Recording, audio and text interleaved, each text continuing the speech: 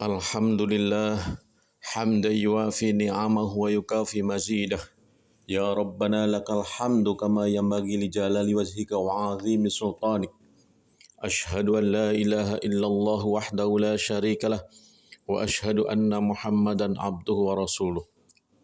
Allahumma salli wa sallim ala asyrafil anbiya'i wal mursalin Sayyidina Muhammadin wa ala alihi wa sahbihi ajma'in, amma ba'd. Faya ayyuhal muslimun, usikum wa iyaya bitaqwallah faqad fazal muttaqun. Wasma'u ma qala Allah ta'ala fil Qur'anil Karim. Yarfa'illahu alladhina amanu minkum walladhina utul ilma darajat. Hadirin kaum muslimin jamaah Jum'ah rahimakumullah. Mengawali khutbah ini tidak lupa kami menyampaikan pesan atau wasiat khususnya untuk diri pribadi kami dan kepada kita semuanya. Marilah kita senantiasa berupaya untuk meningkatkan ketakwaan kita kepada Allah Subhanahu wa taala, yakni dengan terus berusaha menjalankan segala perintah-perintahnya dan berupaya selalu untuk menjauhi segala larangannya. Kaum muslimin rahimakumullah, baru saja kemarin kita memperingati Hari Guru, yang dimana tema Hari Guru pada tahun 2021 ini adalah bergerak dengan hati, pulihkan pendidikan. Kita tahu dalam ajaran Islam, sebagaimana dalam ayat yang saya bacakan tadi, bahwa salah satu kelebihan guru adalah karena ia memiliki ilmu. Dan orang yang memiliki ilmu itu derajatnya ditingkatkan oleh Allah Subhanahu wa taala. Yarfa'illahu alladhina amanu minkum walladzina utul ilma darajat. Allah akan meninggikan orang-orang yang beriman di antara kamu dan orang-orang yang diberi ilmu pengetahuan beberapa derajat. Quran surat Al-Mujadalah ayat 11. Kaum muslimin rahimakumullah. Dalam ayat ini tentu saja agar derajat kita tinggi, dimuliakan Allah, syaratnya dua, yaitu iman dan ilmu. Artinya iman dan ilmu ini seharusnya menjadi satu kesatuan yang tidak bisa dipisahkan. Sebab orang yang beriman tanpa ilmu bisa salah arah, salah jalan.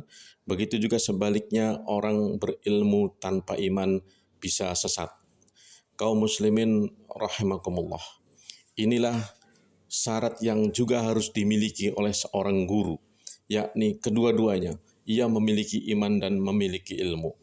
Kelebihan guru berikutnya adalah di samping ia memiliki ilmu, ia juga mengajarkan ilmu kepada para murid-muridnya. Itu merupakan satu kelebihan yang sangat luar biasa dan tidak dimiliki oleh profesi-profesi lain. Sebagaimana hadis Rasulullah yang menyatakan, khairukum man ta'allamal Qur'an wa 'allamahu. Sebaik-baiknya orang di antara kamu adalah orang yang belajar Al-Qur'an dan mengajarkannya.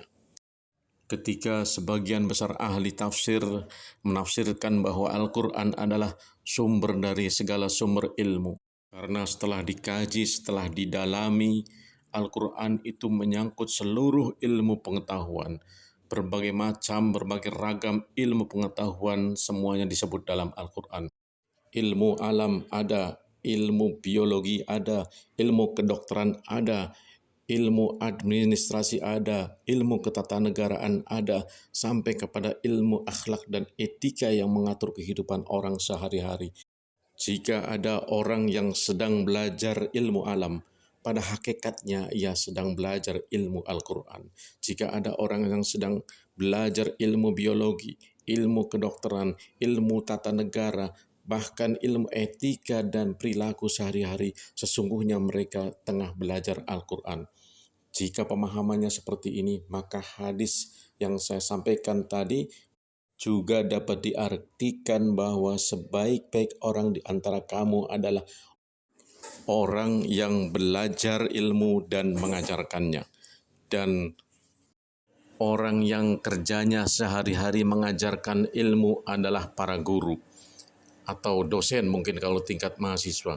Untuk itu berbahagialah jika di antara saudara-saudara di dalam masjid ini yang memiliki profesi sebagai guru atau sebagai dosen. Karena dalam pandangan Islam, guru atau orang yang mengajarkan ilmu adalah profesi yang sangat mulia. Namun demikian, para guru juga adalah manusia biasa yang tentunya tidak luput dari kesalahan-kesalahan. Itulah sebabnya ada baiknya pada kesempatan ini kami ingin menyampaikan nasihat Imam Syafi'i kepada seorang guru. Diceritakan pada suatu hari Imam Syafi'i mengunjungi Amirul Mukminin Harun ar-Rasyid. Beliau meminta izin untuk masuk ke rumahnya. Sampai di sana Imam Syafi'i ditemani pembantu Harun ar-Rasyid untuk menemui Abu Abdul Samad, guru yang mengajari anak-anak Khalifah Harun ar-Rasyid. Si pembantu tadi berkata kepada Imam Syafi'i, "Wahai Imam, ini adalah anak-anak Khalifah Harun dan itu adalah guru mereka. Barangkali engkau berkenan memberikan nasihat kepada mereka."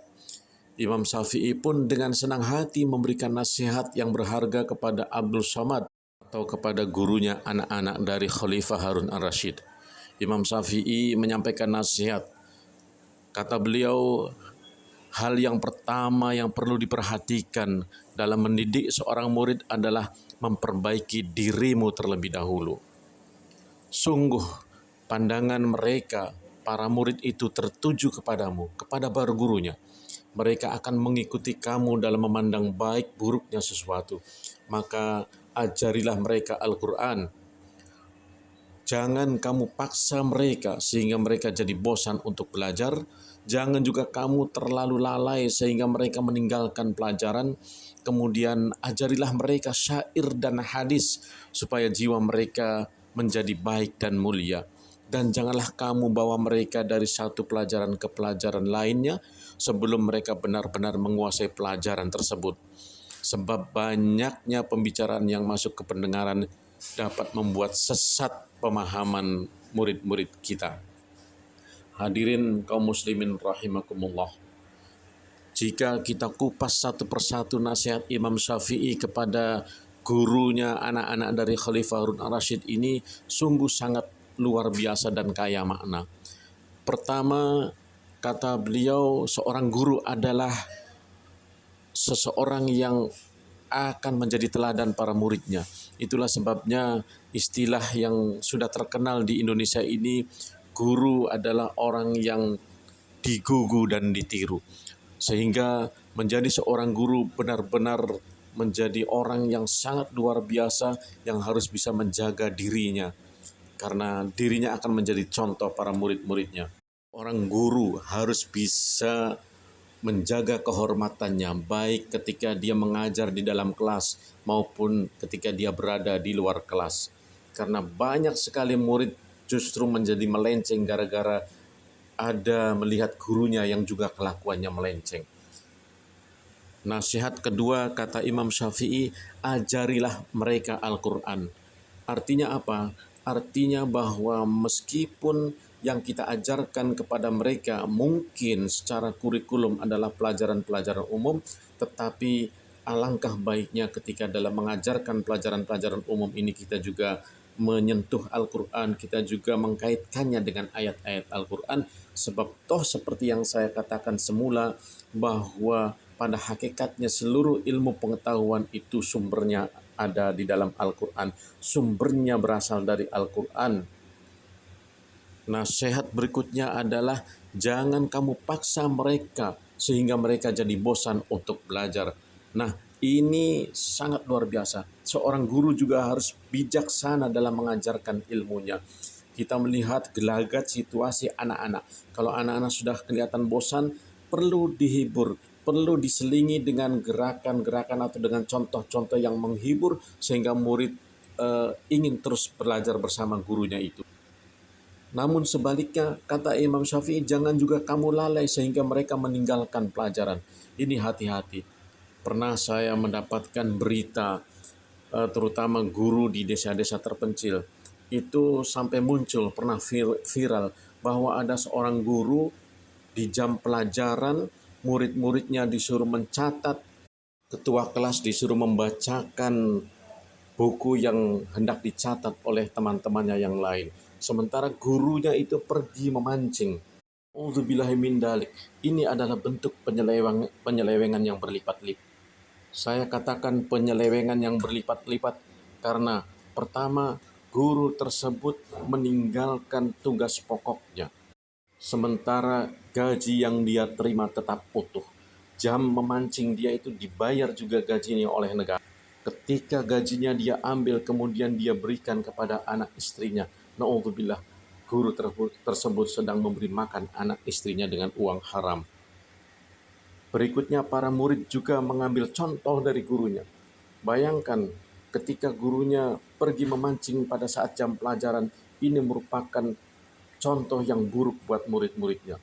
Jika si guru itu bilangnya tidak memancing atau mengatakan mau melakukan pekerjaan lain, maka itu adalah contoh kebohongan, contoh melakukan perbuatan bohong kepada murid-muridnya. Nasihat Imam Syafi'i berikutnya kepada guru adalah ajarilah murid-murid dengan syair dan hadis supaya jiwa mereka menjadi baik dan mulia. Kenapa harus syair dan kenapa harus hadis? Ternyata kalau kita kaji syair-syair ya, apakah berbentuk puisi, berbentuk pantun, atau hadis-hadis Rasulullah itu mengandung pelajaran-pelajaran hikmah yang luar biasa. Syair seringkali mengajarkan kepada kita tentang kebijaksanaan. Begitu pula hadis-hadis Rasulullah mengajarkan kebaikan-kebaikan yang sangat banyak.